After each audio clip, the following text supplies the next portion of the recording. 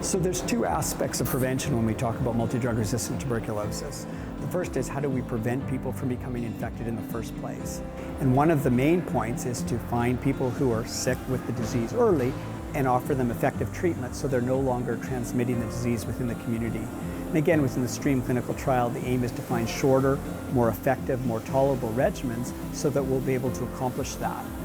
The second aspect is the many people who are infected with multi-drug resistant tuberculosis but are not sick. And there are actually 19 million people globally that are estimated to be infected with the drug-resistant form of the bacteria but are not yet ill. And so in that aspect, we in the global community need to look for more research, more efforts to find out the best way to treat those people to ensure that they don't become sick with the disease eventually. We've now recruited close to 1,000 patients into the STREAM clinical trial since we've started. It's the largest clinical trial ever done in multi-drug resistant tuberculosis, and I think that's an accomplishment that speaks for itself. I think the fact that we've been able to implement such a complex trial across 8 different countries in settings that are quite difficult, and in some cases with sites and partners that haven't been involved in a trial or project as complex as this before, is really an important accomplishment. In STREAM, we've always realized that community engagement is an important aspect of the research. And when we started the project back in 2012, we were relatively new at the process of community engagement, and we made great efforts to introduce it into the project. But I think what we realized over the years was it wasn't enough to just stress the importance of community engagement or offer resources without a more intentional effort to strengthen the communities in their involvement in the research. Within stage 2 of STREAM, we made a real strong effort from a community engagement plan that was developed at the start of the trial to engaging each community where we work, to develop the mechanisms for those communities to actively participate in the work we're doing. And it's just been a very important and rewarding part of the project.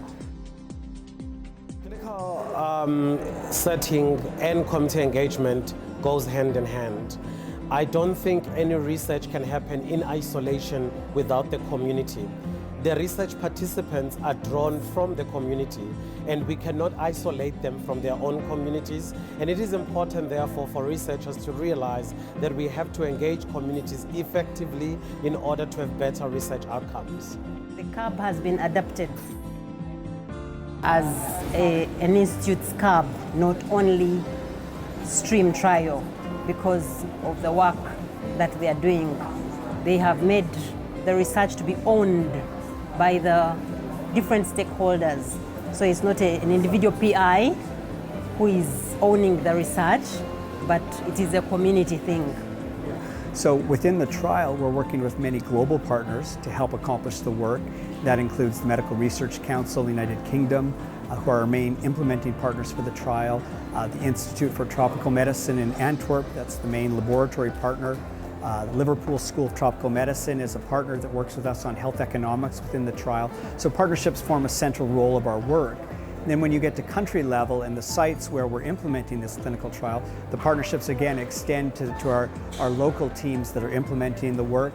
They extend to our community groups that are implementing the community engagement activities. So I think more than any other project I've been involved with in the past, partnership is really at the core of what we're doing.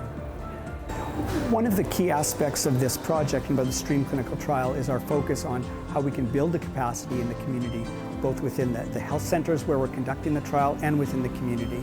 And so rather than just go to centers that have been doing trials for many years, very experienced, we made a point of also including centers that showed an interest in participating in the trial, that had the basic capacity to treat patients properly, interest to participate in the project, but weren't necessarily as far advanced as other centers or other countries in terms of clinical trials.